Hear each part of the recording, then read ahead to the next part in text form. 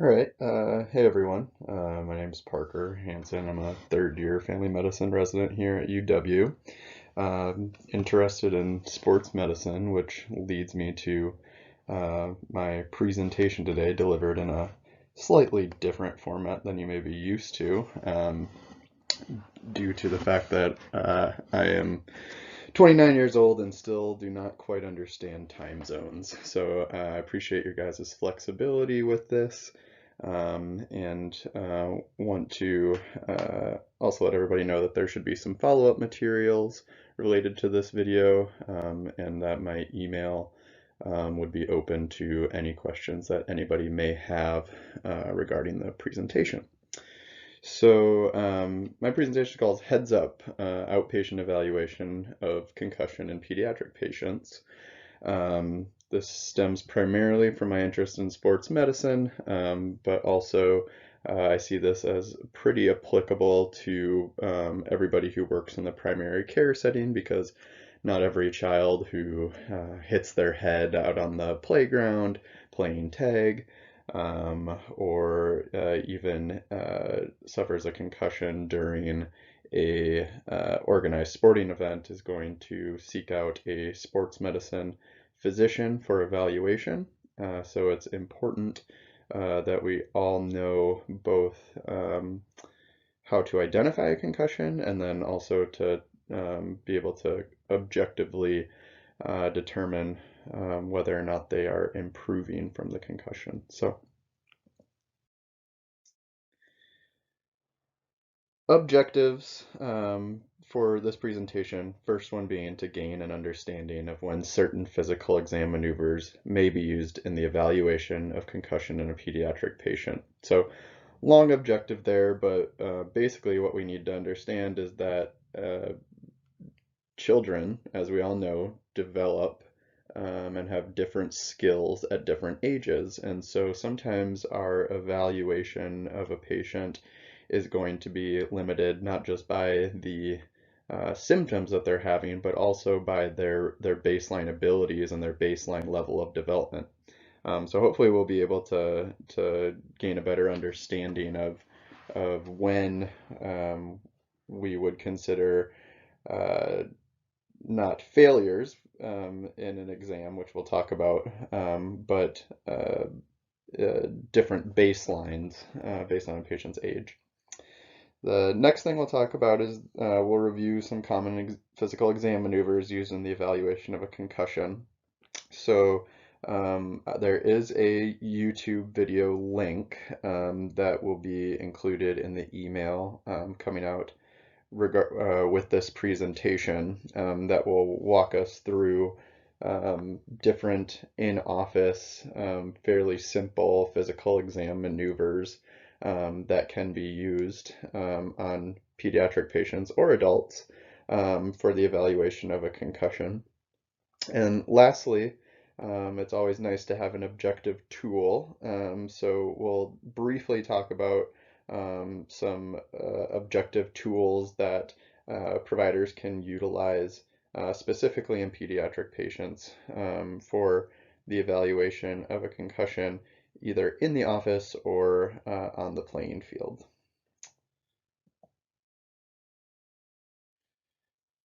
So I alluded to this earlier. The big question when you're dealing with a pediatric patient is what is normal?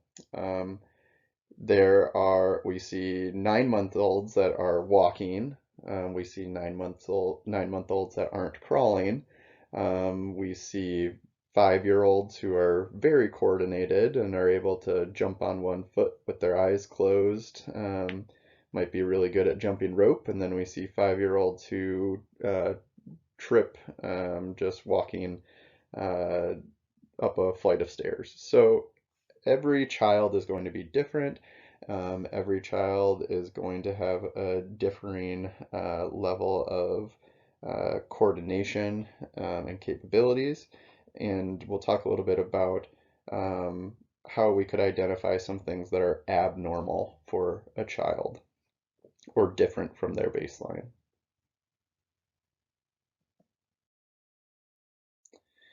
So for this presentation, I primarily focused on this paper, which came out of the Children's Hospital of Philadelphia, or CHOP.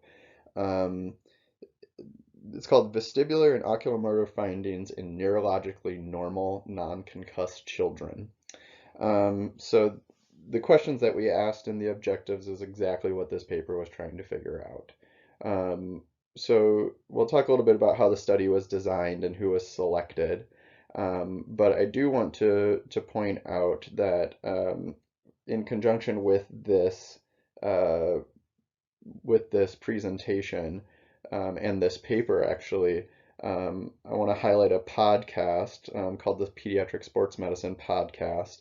It's hosted by Dr. Mark Halstead, who's actually a graduate of the pediatrics residency here at Wisconsin and is a sports medicine trained physician down in St. Louis, who had Dr. Christina Master on. They dove into a number of different papers, including this one. So here's a few characteristics of this study. So this was a cross-sectional study. There was 295 subjects or patients within the study.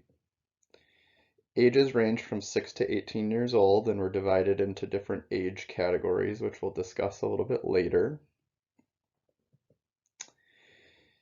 The ED visit must be they're being recruited in the emergency department, and their emergency department visit must be non-neuro related. So that could even include, I believe they included even upper respiratory infections that could cause vestibular issues and possibly cause balance issues. The Each patient was evaluated by a pediatric emergency department provider, and 10% of these exams were repeated 20 minutes later by a secondary provider in order to try to prevent provider bias.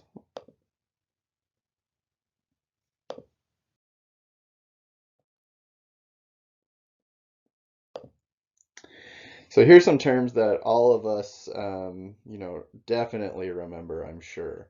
Dysmetria, nystagmus with smooth pursuits, fast saccades, gaze stability, near point convergence, tandem gait balance.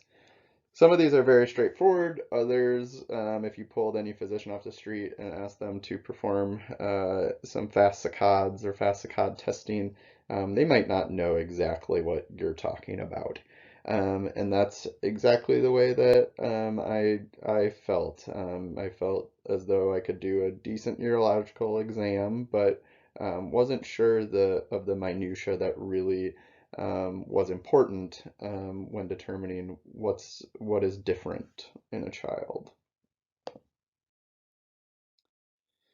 So luckily for all of us, Christina Master, who's seen here in this video, and the Children's Hospital of Pennsylvania developed this video, which will be linked in to the presentation. This video does last for, I think, about 7 or 8 minutes, but it is really straightforward. It is very easy to understand, and really gives a good general overview of the neurologic exam and those different exam maneuvers that I was discussing earlier.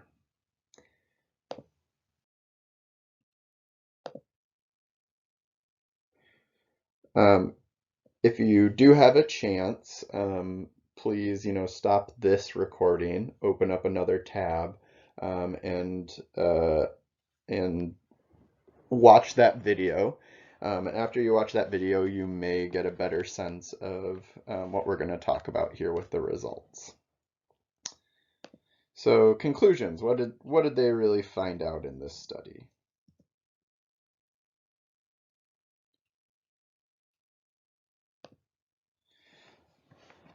So they found out that 13% of the kids between 6 and 18 years old failed one component. Now I put failed in quotations because I think that this is a nice place to talk about the language that we use when speaking to kids about this exam.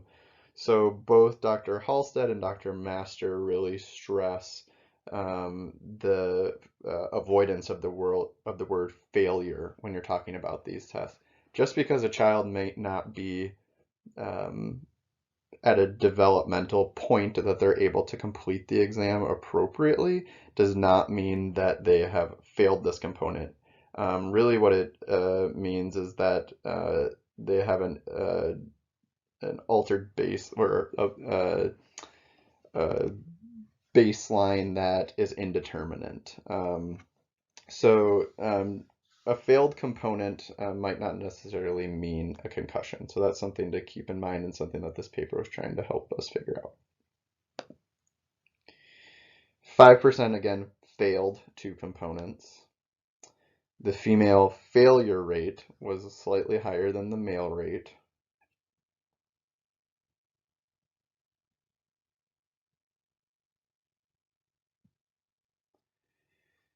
And these are the kind of the age-adjusted failure rates.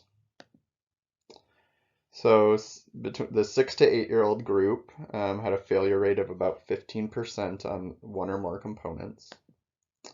9 to 11-year-olds failed at 32%. 12 to 14-year-olds failed at 32%. And 15 to 18-year-olds failed at 26%. So something seems a little bit funky about this. Why would we expect or why would we see that 6 to 8-year-olds only had a 15% failure rate, where it was double that in 9 to 11-year-olds and double that in 12 to 14-year-olds?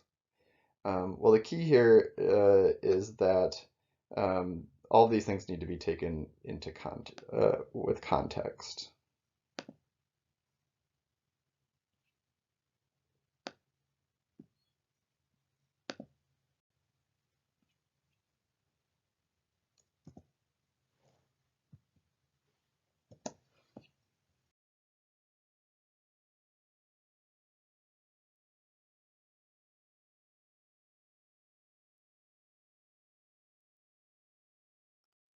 So as we kind of mentioned before, something's odd here.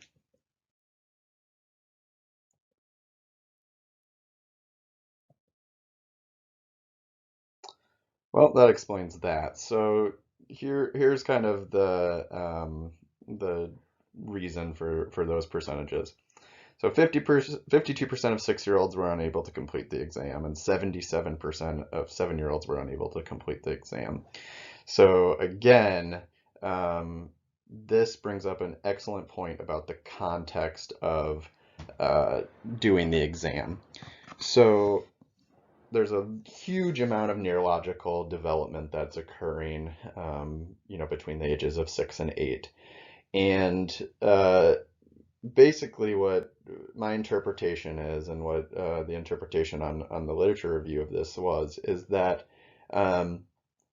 likely what happened in this study is that 6 to 8-year-olds who had advanced vestibulo-ocular development.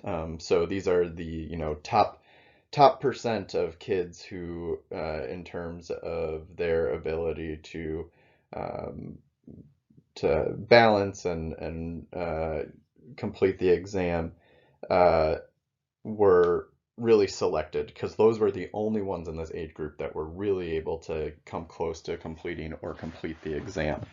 A vast majority of the kids that were tested in that age group were unable to complete the exam at all. So this might indicate that this exam and the exam maneuvers that were discussed before might not be as useful in that age group. And that if a kid is able to complete this exam at baseline with no neurologic complaints, that would be more important than if a kid this age was not able to complete the exam following a potential head injury.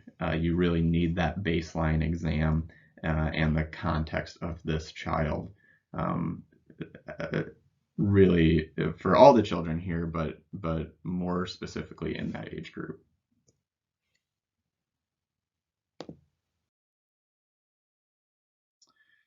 So this kind of talks about what we just talked about before. So vestibulo-ocular skills are developed. So a lot of times, and what they recommended is that you have to get a sense of what was this kid like before the potential injury.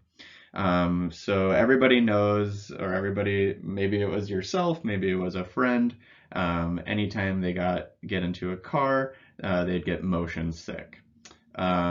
This, can be related to still developing or lesser developed vestibular-ocular skills or vestibular-ocular abilities.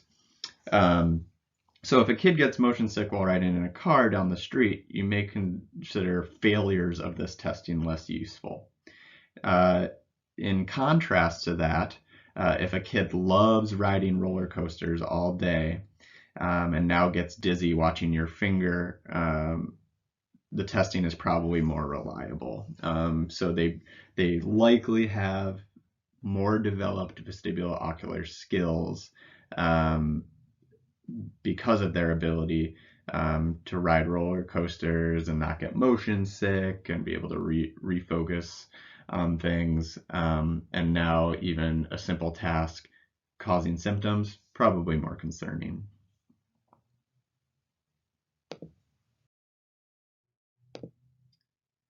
So conclusions of this paper were, one, you may want to avoid the use of this exam under the age of 10. Again, 6 and 7-year-olds failed at a higher rate, as did 8 and 9-year-olds. I did not see what the specific number was in terms of 10-year-olds who failed, but this was their suggested cutoff. One huge thing to remember is that when developing or attempting to develop a prognosis for concussion is that vestibular-ocular issues put a patient at risk of long-term symptoms or kind of post-concussion syndrome-like symptoms.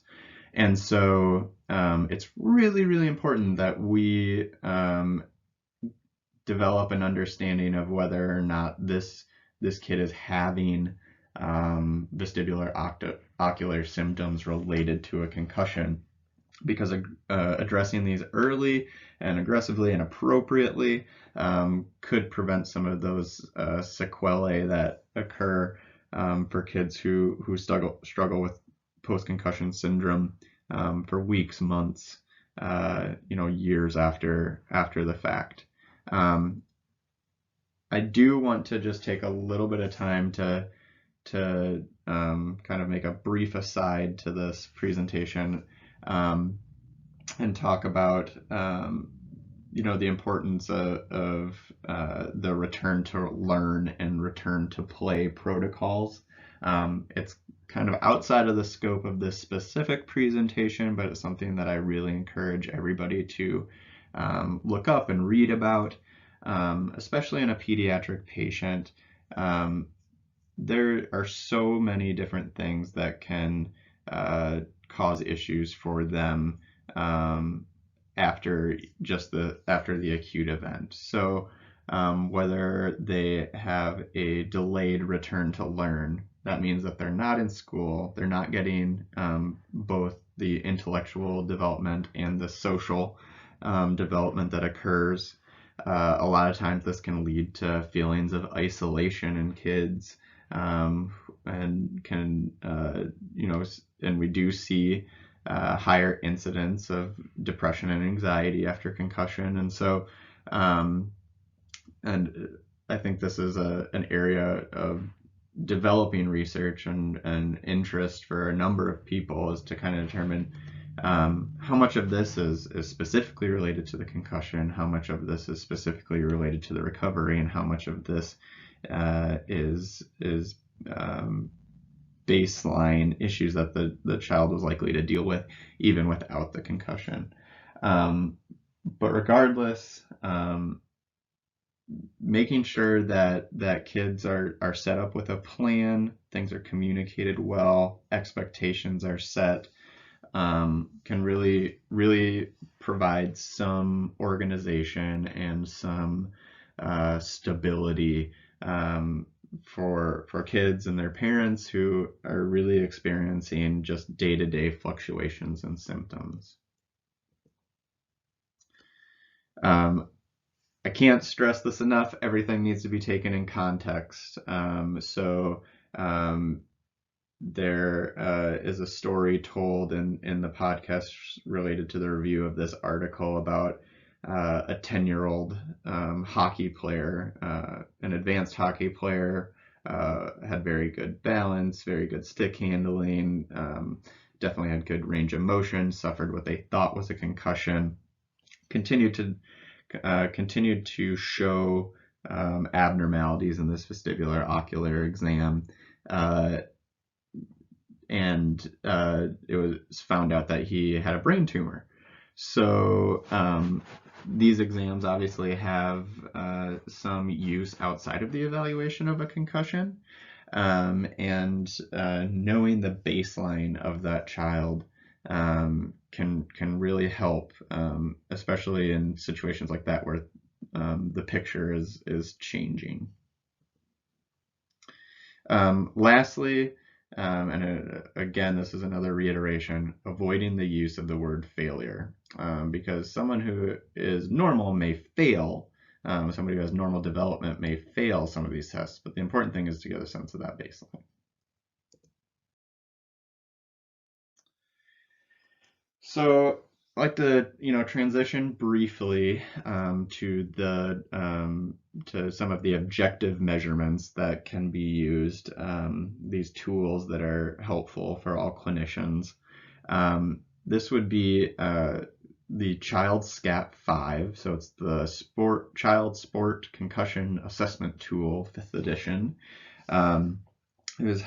It was partially validated by a sports medicine physician here at UW. So it's validated for children 5 to 12 years old.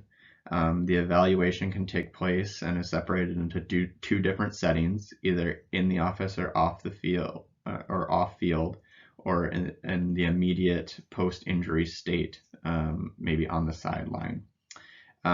This is available for free by many sources. And another link that I'll be sending out is actually a step-by-step input version where you literally just answer questions, and it basically takes you through the questionnaire and the exam step by step. There's a variety of other objective tools that the IMPACT program has been used before. I believe that's out of Pittsburgh. So there's definitely some objective tools, but this is really, I think, the standard for pediatric or child sport concussion assessment. So that'll kind of wrap it up, a short but sweet video. Here are some of the citations.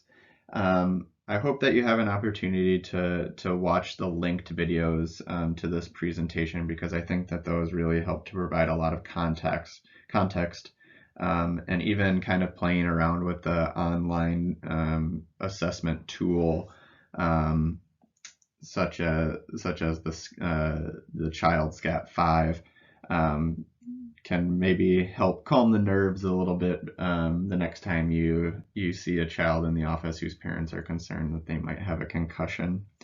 Of course, it's never the wrong thing to place a referral to people who deal with this more often, so placing a referral to sports medicine is absolutely an option, but you choose to practice out in a place where you're working a little bit more independently without direct access to primary care sports medicine or sports medicine itself, these can be useful and help to provide some context in your evaluation. So again, thanks so much for taking this in a little bit different format. And my email would be open to questions.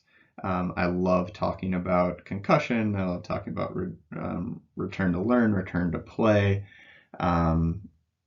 If anybody wants to talk about the Buffalo treadmill test, I love kind of talking about the possibilities for that,